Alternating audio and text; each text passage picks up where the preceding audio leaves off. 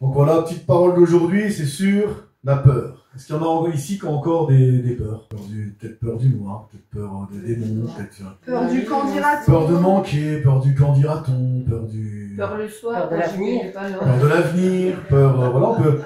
plusieurs formes de peur. Donc la peur, pourquoi Dieu nous dit 365 fois ne crains pas, pourquoi Dieu ne cesse de nous dire en gros n'aie pas peur. Mais d'abord, on va voir d'où vient la peur, les amis. D'où vient la peur? Je sais qu'il y en a beaucoup qui savent d'où vient la peur. On va voir dans Genèse 3, de verset 9 au verset 10, on va voir d'où vient la peur au départ. Parce que Dieu n'a pas créé l'homme avec la peur. Voilà, La seule crainte que devait avoir l'homme, c'était la sainte crainte de Dieu, le respect de Dieu. Mais l'homme dans le jardin d'Éden, il était en sécurité, il n'y avait aucune crainte, on ne connaissait même pas la peur. Donc d'où vient la peur? Donc tu vas nous dire d'où vient la peur. Mais l'Éternel Dieu appela l'homme et lui dit, « Où es-tu » Il répondit, « J'ai entendu ta voix dans le jardin et j'ai eu peur parce que je suis nu et je me suis caché. » L'homme a péché, il s'est laissé tenter par Satan, et là il a eu peur et il s'est caché. Voilà d'où vient la peur. Eh bien, la peur, ça découle de la désobéissance à Dieu. Ce qui nous a conduit à la peur, c'est l'influence de Satan, et c'est la désobéissance à Dieu qui a créé la peur dans notre cœur. Et la peur, on est d'accord qu'elle est inconfortable. Il y a plusieurs sortes de peur, en plus qu'on est vraiment, des fois, on va plus en parler même on va être terrifié, pétrifié, des fois, paralysé. Quand on entend les persécutions des chrétiens dans le monde, ça fait peur, des fois. On entend qu'il y en a, même dans la parole, il y en a qui ont été sciés, il y en a qui ont été brûlés, c'est des réalités. Et nous, ça nous fait peur. Donc, est-il normal d'avoir peur? Avant, c'était pas normal. C'est pas normal, mais C'est maintenant, devenu normal avec la chute. sur cette terre, la façon qu'on vit et tout, Et il est comme on normal est d'avoir peur. en restauration et en réconciliation avec Dieu, Amen. le but est d'aller de plus en plus De plus vers en le plus. manque de peur. Voilà, vers la paix, c'est ce qu'on va voir Voilà. après. N'ayons pas peur de manquer de peur. On fait des phrases en ce moment. On devient spirituel, philosophe. Allez, acte 18, 9 à 10. Amen. Le Seigneur dit à Paul en vision pendant la nuit, « Ne crains point, mais parle et ne te tais point. » Parce que des fois, on n'a pas peur de parler des fois. Hein, on parlait avec Zora, par exemple. Zora a des fois la peur de parler parce qu'elle a peur de mal s'exprimer, par exemple. Hein, Ici, parce que ici, tu vois, t'inquiète pas, ici, on confie tous nos faiblesses. Ouais. Moi aussi, j'ai peur. Moi, j'aime pas le téléphone. Non, on a tous, J'ai peur de parler. Justement, on a tous des faiblesses, on a tous des peurs. Et une fois, j'avais dit, mais seuls ceux qui savent reconnaître leurs faiblesses peuvent être forts dans le Seigneur. Voilà. Et c'est vrai, on a tous. Et pourtant, c'est l'apôtre Paul. Et l'apôtre Paul, il écrit à un moment donné, excuse-moi, qu'il apportait la parole avec crainte et tremblement. Voilà. Il était terrifié avec crainte, il tremblait en apportant la parole parce qu'il risquait la mort. Et là, Dieu doit lui dire, ne crains point, mais parle et ne te tais point. Donc nous, c'est pareil. On doit ne pas avoir peur, ne pas se taire. Moi, je crois qu'on doit aller au-delà des sensations de notre corps. Parce que notre corps est panique. Et parler. On a le cœur qui s'emballe, on a les mains moites, on a la peur, ça fait on tremble, on n'est pas bien. Il faut aller au-delà du ressenti de notre corps en faisant confiance à Dieu, en fait. Amen. Car je suis avec toi et personne ne mettra la main sur toi pour te faire du mal. Parle car j'ai un peuple nombreux dans cette ville. Amen. Ouais. Vous avez vu? N'aie pas peur, il lui dit, n'aie pas peur. Parle, ne te tais point, car je serai avec toi, j'ai un peuple nombreux dans cette ville. Vous avez vu que, par contre, après la chute, comme disait Stéphanie, hélas, après la chute, c'est devenu une normalité d'avoir peur. Et Dieu, il reproche pas à Paul d'avoir peur. Dieu, il reproche jamais les hommes qui ont eu peur. Dieu, il leur fait pas le reproche d'avoir peur, mais Dieu rassure. Tu vois, Dieu vient nous rassurer, il vient te dire, ne crains pas. Allez, parle, j'ai un peuple nombreux dans cette ville. Parle, je serai avec toi. Vous avez vu? On aura des peurs dans notre vie tout au long de notre existence. Celui qui dit qu'il aura plus peur de rien, c'est fini. Non, on a des peurs dans notre vie parce que c'est vrai que ce monde, quand on voit les informations, ce monde est terrifiant. Quand on voit la violence dans ce monde, quand on voit les guerres, quand on voit la haine, quand on voit tout ce qui se passe, on a peur pour nos enfants, on a peur, etc. Et Dieu, lui, qu'est-ce qu'il fait? Il vient nous rassurer. S'il a écrit 365 fois dans la Bible, Zora, tu sais pas, 365 fois dans la Bible, c'est marqué, ne crains pas. C'est-à-dire, chaque jour, Dieu te dit, n'aie pas peur parce que je suis avec toi. Donc Dieu ne nous reproche pas d'avoir peur, mais Dieu vient nous rassurer. Il est bon, notre Dieu. Qu'est-ce qu'il est gentil? On a vraiment besoin d'être rassuré comme un papa tendre. Moi, je me rappelle, mes enfants, ils avaient peur la nuit. Alors, j'ai des regrets, parce que des fois, je râlais, à la place d'aller les aider, je râlais, parce que j'étais égoïste, je pensais à mon sommeil. Et il y a des rares fois où je bénis Dieu, où je me suis levé et je lui ai été les rassurer. Amen. Alors, une fois, même ma fille avait peur, j'avais été toute petite, j'avais été mélangé près d'elle, ça l'avait rassurée. Et notre Dieu, lui, il n'est pas comme nous les humains. Notre Dieu, il va pas râler. Il dit, oh là, ça y est, il a encore peur, celui-là, laisse-moi dormir. Non, il ne sommeille ni ne dort, celui qui veille sur nous. Amen. Il ne sommeille ni ne dort, et lui, il vient tout de suite. T'inquiète pas, je suis là, mon enfant. N'aie pas peur. C'est ce qu'il nous dit dans sa parole. Regardez encore dans Jérémie 42 au verset 11. Amen. Les micros. Micro. Ne craignez pas le roi de Babylone, dont vous avez peur. Voyez? Mais ils ont peur. Ils ont peur. Fouillard. Le Seigneur, il sait. Mais ne craignez pas le roi de Babylone. Des fois, on peut avoir comme l'impression qu'on a des géants devant nous. Là, c'est le roi de Babylone. Mais je sais pas, la peur, c'est peut-être quoi, hein? Comme on disait, la peur de la mort, la peur qu'il arrive une catastrophe. Ouais. Ma mère, je peux le dire, hein. T'as souvent peur, t'as des angoisses souvent. Non, là, c'est des faiblesses. T'as peur que si t'entends une maladie, tu vas penser aux pires maladies, tu vas penser tu vas imaginer toujours le pire. En fait, c'est ça. Et Dieu veut te rassurer en disant, n'imagine pas toujours le pire, n'aie pas peur, je suis là. Voilà. Alissa, elle a peur en ce moment d'être punie à l'école. Les peurs, il y a des multiples peurs. Ouais. On va en citer tellement, hein, de peurs. Et des fois, on a des peurs et on a l'impression que c'est quelque chose de grand, comme un roi, comme un géant. Mais Dieu, il rassure son peuple en disant, ne craignez pas le roi de Babylone dont vous avez peur. Et il répète encore, ne le craignez pas, dit l'Éternel. C'est pas n'importe qui le répète dit. en plus. Hein. C'est l'Éternel. Si c'est l'Éternel qui vous dit de pas avoir peur, ben, je pense qu'on peut avoir confiance. C'est pas n'importe qui. Je crois qu'il est digne de confiance, si c'est de quoi il Amen. parle, de pas avoir peur. Et si ça suffisait pas encore à nous rassurer, eh bien le Seigneur il rajoute, car je suis avec vous pour vous sauver et vous délivrer de sa main, de la main du roi de Babylone. Si vous avez une peur, une crainte, quelque chose qui vous oppresse, ben n'ayez pas peur parce que l'Éternel, il est avec nous. Amen. Pour nous délivrer de la main de ce qui nous fait peur. Amen. Amen. Amen. Comment on dit une antidote, c'est ça comment on dit? Antidote. Ouais. Antidote ou antidote? Antidote. Benvenuto. Benvenuto. Antidote. Donc l'antidote contre la peur, eh bien c'est l'assurance de la présence de Dieu dans nos vies. Amen. Ça c'est l'antidote contre la peur, c'est l'assurance de la présence de Dieu dans nos vies. Alors comme je disais tout à l'heure, le péché n'est pas d'avoir peur, mais le péché c'est de ne pas croire à sa parole, c'est de ne pas faire confiance à Dieu, c'est de ne pas croire Dieu quand il vient nous rassurer. Comme a dit Stéphanie, il sait de quoi il parle.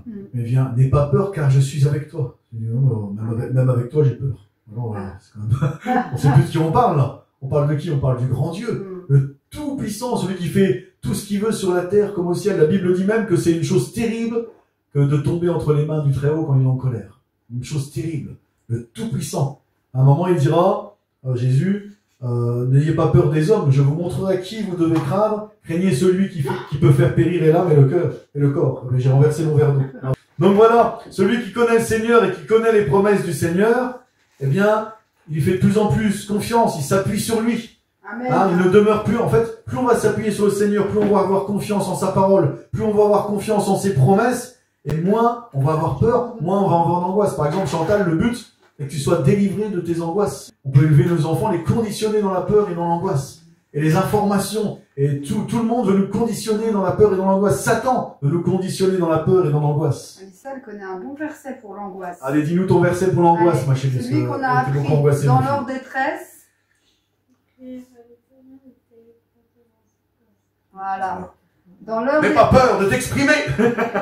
Dans leur détresse, ils crièrent à l'Éternel et il les délivra de leurs angoisses. Amen. C'est beau ça, on le répète. Dans leur détresse, ils crièrent à l'Éternel et il les délivra de leurs angoisses. Donc le secret, hein, c'est très simple, c'est de faire confiance à Dieu, c'est de connaître sa parole, ses promesses.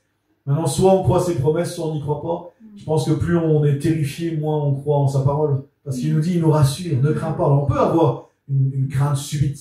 Hein, mais à un moment, il dit, c'est dans le psaume 91, je crois qu'il va dire, ne crains pas une terreur soudaine. Donc ça veut dire que tu vas être terrifié d'un coup, mais ne crains pas, t'inquiète pas, je suis avec toi. Il faut se laisser, en fait, c'est à nous de nous laisser rassurer par Dieu et par la parole de Dieu et par ses promesses quand la peur arrive. Parce que lui, Jésus a eu peur. Jésus a eu peur. Oui. T'as un exemple?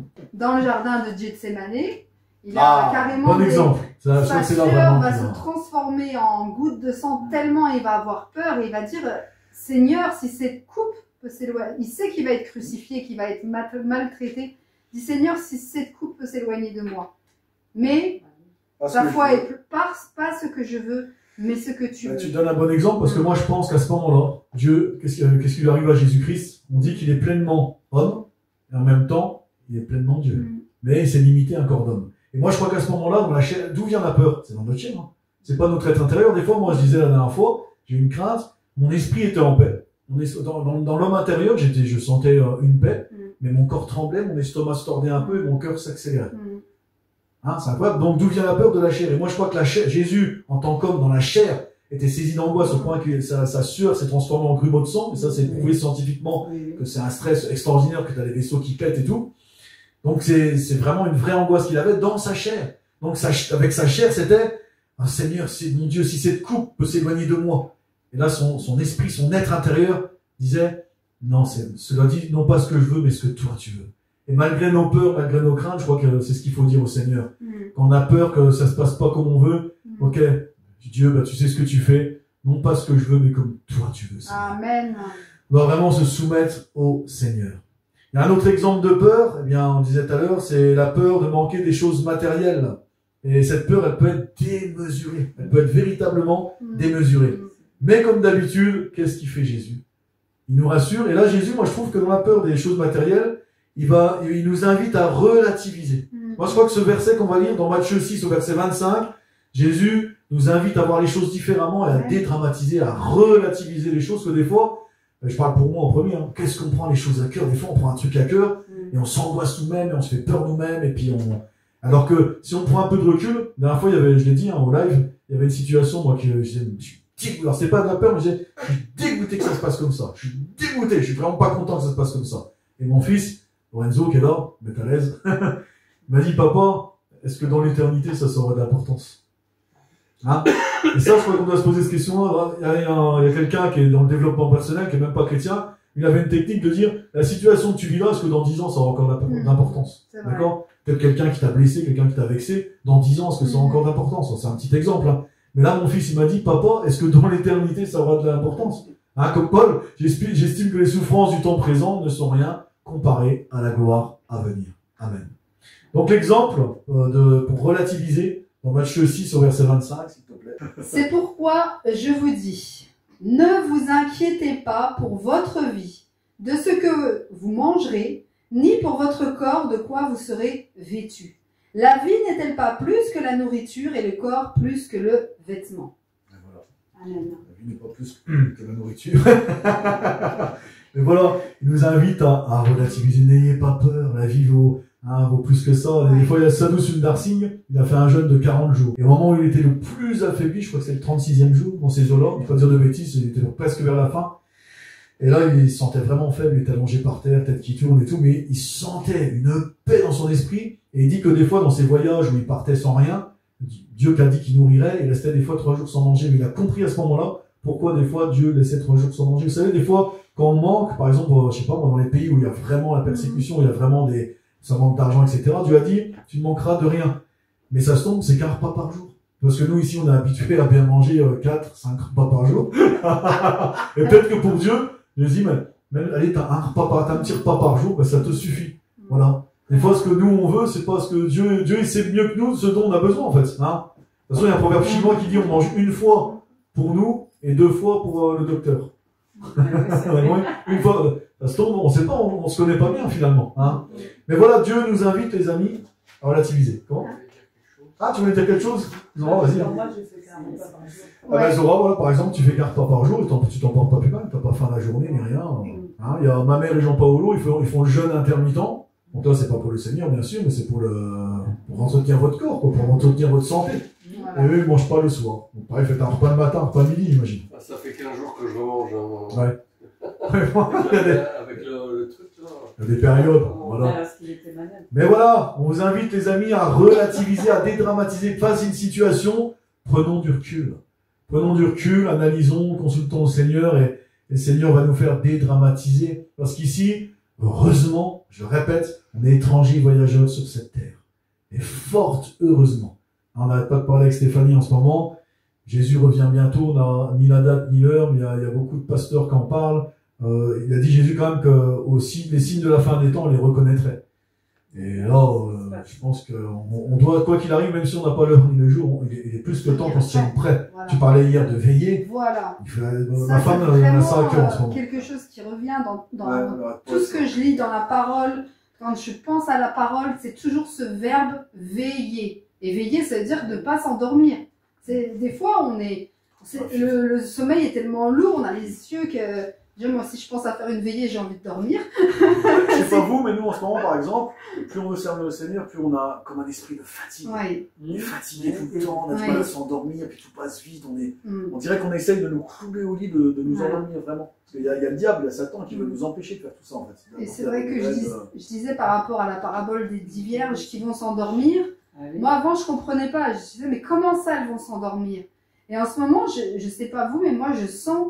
C'est difficile, j'ai l'impression de toujours devoir lutter pour pas m'endormir. Pour pas m'endormir spirituellement. Dans la journée, j'ai régulièrement envie de dormir et je comprends de plus en plus cette histoire où ces 10 vierges, elles se sont endormies et elles ont été surprises quand ça a crié dans le noir, l'époux est là. Et je crois vraiment qu'on est dans un temps où ça va être difficile et il faut vraiment garder en tête veiller. On veut veiller. Satan sait qu'il est condamné, donc là on arrive à la fin des temps, donc il se déchaîne. Il veut déjà freiner les chrétiens, il veut freiner les enfants de Dieu, et la violence elle augmente de plus en plus. De toute façon, il y a de plus en plus d'atrocités. On en parlait hier avec Abdé, t'as vu, on parlait, il y a de plus en plus de meurtres d'enfants de 14 ans de tuer, pour un portable et tout, des jeunes qui tuent, ça n'arrête pas. Des jeunes se tuent pour un portable, coup de couteau. Et ça, on n'a pas lutté contre la chair et le sang, c'est le diable qui se déchaîne, tout ça. Tout le mal qu'il y a. Les ténèbres, c'est le diable, il se déchaîne. On va lire pour finir, je vais conclure pour la peur. On va conclure avec ce verset. Qu'est-ce qu'il nous dit Dieu pour la peur? Ésaïe 41, verset 10. Ésaïe 41 au verset 10. On va peut-être lire 13 et 14. Ne crains rien, car je suis avec toi. C'est Dieu qui te parle. Ne promène pas des regards inquiets, car je suis ton Dieu. Je te fortifie. Je viens à ton secours. Je te soutiens de ma droite triomphante. Donc, je vais répéter ce que le Seigneur nous dit. Je te fortifie. Je viens à ton secours. Je te soutiens de ma droite triomphante. On va le dire encore. Je te fortifie. Allez, dites-le. Je viens à ton secours. Je te soutiens de ma droite triomphante. Amen. Ne promène pas des regards inquiets. La peur n'évite pas le danger. Et c'est vrai que nous on croit que l'inquiétude et la peur, ça contrôle. Il y a un monsieur qui me disait, la peur n'évite pas le danger. Au contraire, il l'attire. Et Job a dit, ce que je redoute, c'est ce qui m'arrive. C'est ce qui m'arrive. Et puis, quand on a peur, qu'on s'inquiète, on va se bouffer la santé. Un cœur joyeux est un bon remède. L'inquiétude dans le cœur d'un homme là-bas, dit le proverbe. L'inquiétude dans le cœur d'un homme là-bas. Et Dieu n'a pas envie qu'on soit battu, c'est ça qui nous rassure, il est gentil. Je pense que quand ça va pas, qu'on a peur, on doit aller fouiller dans la parole de Dieu, puis chercher tous les versets. Moi, des fois, tu marches sur Google, versets contre la peur. Et là, tu vas voir tous les versets où Dieu, il y en a beaucoup. Et Dieu te dit, ne crains pas, t'inquiète pas, je suis là, je suis avec toi. Regardez Étienne. On pourrait croire que... Non mais Étienne, on pourrait dire, c'est tout, Dieu est là, Dieu lui dit je suis, peut-être Dieu lui dit je suis là, il croit en la présence de Dieu, donc Dieu va le sauver. Non, c'est marqué, il vit la gloire de Dieu, il est en train de se faire lapidé, c'est marqué, il s'endormit. Moi je crois que c'était qu'il n'a pas souffert, moi, Étienne. Sinon c'est marqué, il mourut dans d'atroces souffrances, et là c'est marqué, il s'endormit. Donc paisiblement dans la présence de Dieu. Nous, on est horrifiés, mais je pense que quand tu le vis, regardez cet homme là qui a été brûlé sur un bûcher, ce chrétien, il a chanté jusqu'à son dernier souffle des louanges, et je crois que c'est surnaturel là. Peut-être qu'à ce moment-là, c'est marqué Christ a porté nos douleurs, peut-être qu'à ce moment-là, de toute façon, pour pouvoir chanter, il y a un truc surnaturel. Et nous, à notre vue humaine d'ici, dans notre petit confort en France, on ne connaît pas tout ça, et qu'on n'a pas envie de connaître à la base, ça nous paraît terrifiant. Donc vous savez quoi les gars? On va le chanter. Nous ne sommes plus, les gars, et les mecs, et les filles. Nous ne sommes plus esclaves de la peur, parce que Dieu vient nous rassurer. Vous avez vu, il nous fortifie de sa droite triomphante. Est-ce que tu crois aujourd'hui, JP, est-ce que tu crois que Dieu te fortifie de sa droite triomphante? Oui. Amen. Il nous fortifie de sa droite triomphante. Alors voilà, on va chanter maintenant, pour conclure. Nous ne sommes plus esclaves de la peur, nous sommes enfants du Dieu vivant. On va le chanter, on n'est plus les esclaves de la peur. C'est-à-dire que la peur peut venir, mais on n'est plus esclaves. Laissons Dieu, en fait, il faut qu'on accueille Dieu qui nous rassure. Voilà. Est-ce que tu veux te laisser rassurer par Dieu? Laissons-nous rassurer par Dieu. Il est gentil, il nous rassure. T'inquiète pas, je suis ton papa, je suis là, ma petite brebis fragile. Là, on est des brebis faibles et fragiles, on n'a pas de quoi faire les Faible malins. vermisseau, j'ai lu dans... Faible. Et dans la à parole. bah tiens, à un moment, c'est marqué, Dieu se réserve, Dieu sait garder un peuple humble et petit. Voilà. Dieu on n'a pas besoin de faire les grands, de faire les forts, sans peur, de faire les, on n'est pas les meilleurs. Le meilleur, c'est Christ. Amen. Donc, c'est en lui qu'on n'est plus esclave de la peur. Amen. Et on va un esclave le chanter. Un esclave, c'est quoi? Un esclave, c'est quelqu'un qui est soumis à quelqu'un d'autre. En Voilà. fait, c'est quelqu'un qui est Donc soumis. on n'est plus soumis à la peur. On n'est plus C'est soumis plus à la notre peur. maître. Si la peur est une personne, la peur, on peut avoir peur, mais c'est plus notre maître. On n'est plus soumis, on n'est plus esclave. Plus esclave, ça veut dire que même si tu as peur, tu te rends compte que tu n'es pas attaché, donc bah, tu t'en vas. Peur, arrière de moi, au nom de Jésus. Amen, amen, amen. Il y a des accords qui sont un peu effacés là-dessus.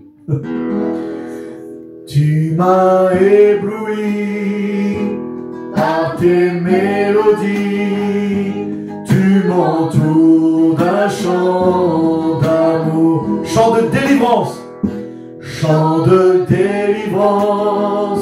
devant nos ennemis, toutes mes craintes s'enfuient. Allez, on chante.